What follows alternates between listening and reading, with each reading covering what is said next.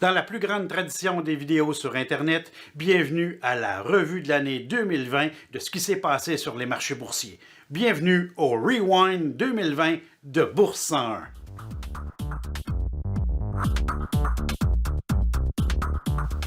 Bonjour à tous. Cette année, on vous a publié une quarantaine d'articles de blog sur le site web de Bourse 101. On va s'inspirer de ça pour faire une revue de l'année, puis on va les regarder mois par mois. Et on commence maintenant.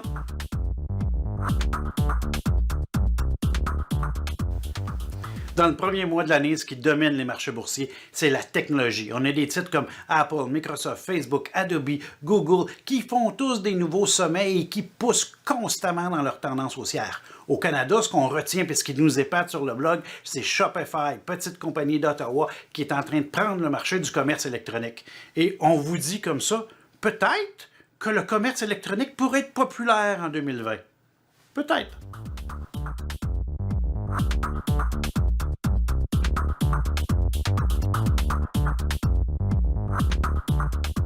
En début d'année 2020, un autre gros mouvement qu'on a remarqué en février, c'est qu'il y a beaucoup de création de fonds verts, de fonds environnementaux. Les personnes veulent investir en environnement. Donc, on veut délaisser nos compagnies d'énergie et aller vers le côté environnemental. Mais tout cet argent-là qui se dirige vers les compagnies d'environnement crée une pression artificielle sur ces compagnies-là et ça crée beaucoup d'acheteurs, beaucoup de pression à la hausse. À l'époque, on retient deux compagnies. On retient Tesla qui a eu une performance incroyable et on retient au niveau du Québec, Boralex.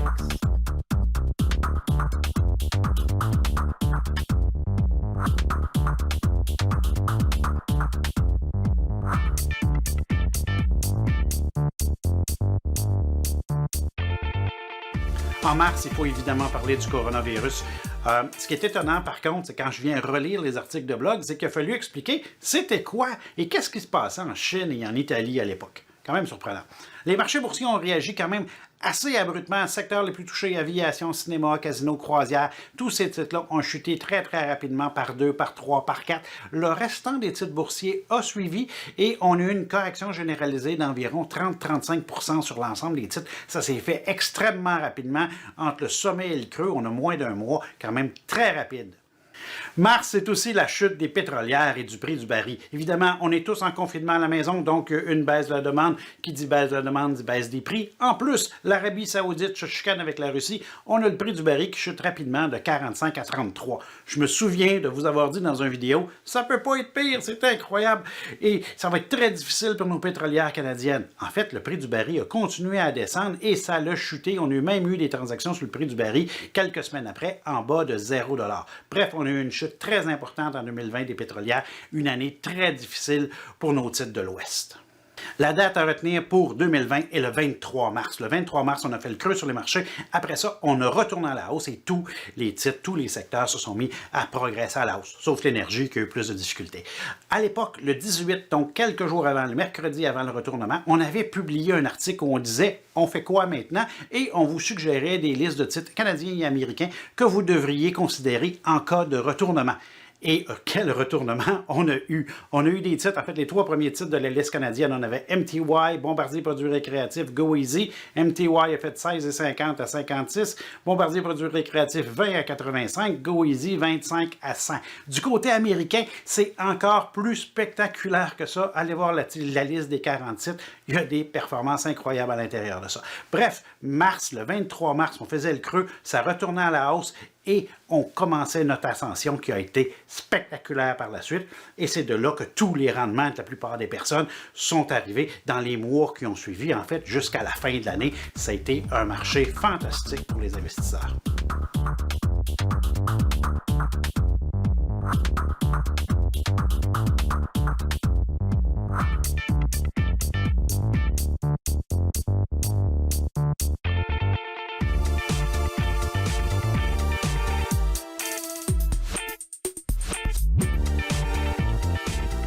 En avril, on fait une analyse rapide et on regarde tous les titres qui composent l'indice de Toronto. Plus de 200 compagnies et on se dit qui est au-dessus du sommet avant la correction. Et on a une seule compagnie qui est au-dessus du sommet et c'est Cascade.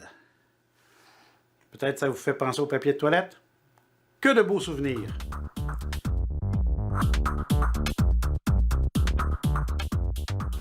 En mai, c'est l'heure de changer notre stratégie d'investissement. En mars et en avril, on transigeait les titres qui avaient chuté beaucoup. Au mois de mai, on travaille plutôt les titres qui risquent de profiter du confinement. Donc, quels sont les titres qui augmentent leur vente en confinement? Quels sont les titres qui ont de la pression à la hausse? Et à l'époque, on vous parle de la stratégie KISS. Keep it super simple, donc aller vers les évidences. Puisque ce qui se passe, c'est que l'argent qui devait être dépensé pour les voyages, pour les vacances, pour les restaurants, pour l'essence, tout cet argent-là se redirige ailleurs à des endroits différents. À l'époque, entre autres, je me souviens, on a parlé de Savaria qui fournit de l'équipement pour que les personnes âgées restent à la maison. On a parlé de Bombardier pour du récréatif. On a parlé de Dorel pour les vélos. On a parlé de Lightspeed pour les commandes par Internet. On a parlé de Lululemon. Évidemment, il faut être bien habillé pour aller prendre des marches. On a parlé de Nike parce qu'il faut aller prendre des marches. Et je me souviens qu'on a reparlé de Shopify. Donc, tous ces titres-là, évidemment, ça l'a bien progressé parce que c'est des titres qui étaient très bien placés pour profiter de la COVID. Il y avait aussi toutes les techno-COVID qu'on découvrait à l'époque, hein. Je me souviens de toutes les webcams, là, donc Logitech en tant que tel, qui a eu une très, très belle pression à la hausse. Et il ne faut pas oublier Zoom, qui a évidemment performé de façon incroyable. Et ça, c'était les achats qu'on pouvait venir faire. C'était la logique. On voyait comment ça se plaçait. On comprenait mieux la situation. Et c'était les transactions à faire en mai.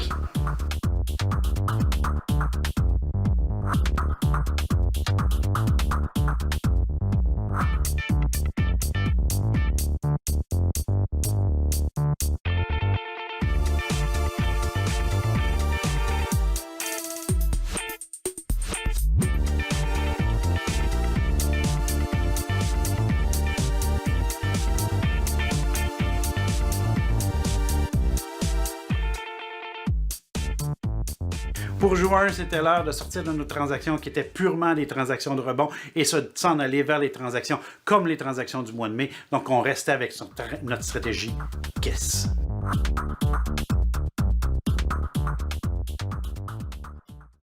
Pour juillet, c'est facile, c'est tranquille, rien de spécial.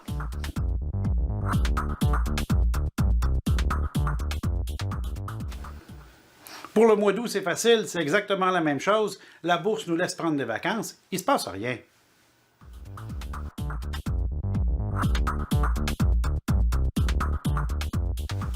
En septembre, pour la rentrée, ce qui domine, c'est vraiment les titres de technologie. On a vraiment de la pression à la hausse. Je me souviens de vous avoir parlé de Snowflake, entre autres, qui faisait son introduction en bourse. Et évidemment, on a eu beaucoup de pression. En fait, tous les titres de technologie, particulièrement les titres Internet qui vont apparaître sur les marchés boursiers pour septembre, octobre, novembre, décembre, de l'énorme pression haussière et c'est encore dominant en fin d'année. En septembre aussi, on apprend la grande nouvelle que Guru s'en vient sur les marchés boursiers. Évidemment, c'est une très bonne nouvelle puisque historiquement, tous les titres de breuvage au Canada ont très bien performé. Et je me souviens personnellement, dans un article de blog, je l'avais comparé avec Cod Beverage, qui était à l'époque un titre qui faisait des cycles incroyables de 400% à la hausse. Et ça soulignait comme ça les plus belles transactions que je me souvienne de mon jeune temps. Et on a un titre similaire qui arrive. Évidemment, le titre est apparu à la bourse. Ça fait un mois qu'il est coté. Et qu'est-ce qu'il fait? Il a déjà doublé. J'aime ça.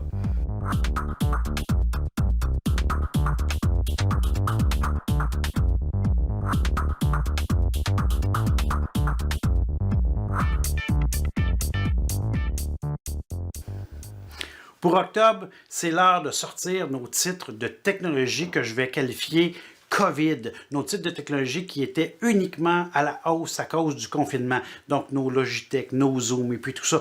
On se retire de ces compagnies-là et on se redirige vers des compagnies technologiques plus standards. Je me rappelle à l'époque qu'on vous a parlé de Palantir, qui est le service informatique d'espionnage de la CIA qui est coté à la bourse. Si vous ne connaissez pas l'histoire, allez lire l'article, super le fun.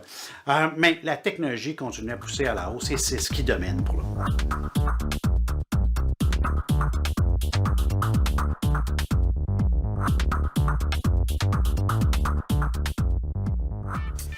Pour le mois de novembre, on a deux événements importants. Premièrement, on a un nouveau président américain. Regardez la date de l'élection et à cette date-là précise, les marchés boursiers repartent à la hausse. Beaucoup de pression haussière, un mouvement vraiment significatif. Le nouveau président américain s'en vient avec un plan de 2000 milliards pour investir en énergie verte et dans l'environnement. Donc, on s'attend à ce que les titres de ce secteur-là aient beaucoup de pression à la hausse. En 2021, c'est vraiment un secteur à surveiller. Deuxième événement important pour le mois, c'est évidemment, on a un vaccin.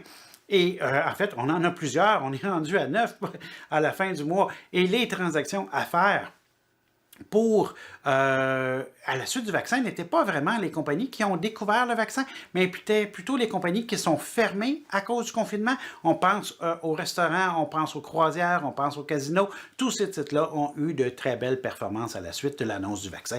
Donc, c'était les transactions à regarder.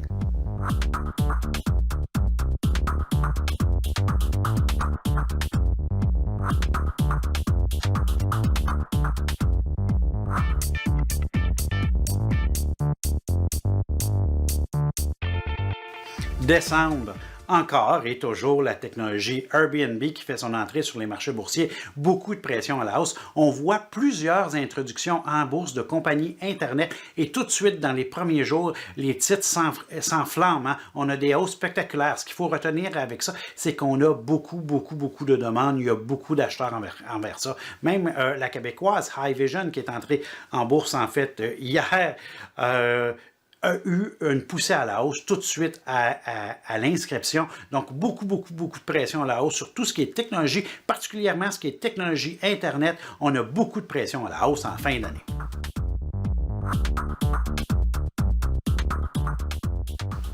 En conclusion, on termine l'année exactement comme on l'a commencé, avec les titres d'énergie et les titres d'environnement qui ont énormément de pression à la hausse. Ça a été une année fantastique sur les marchés boursiers. Je regarde l'historique, je regarde les mouvements et aujourd'hui, ça me semble facile, en fait, ce qu'on a transjugé. Mais je me souviens qu'à l'époque, il y avait beaucoup d'émotions.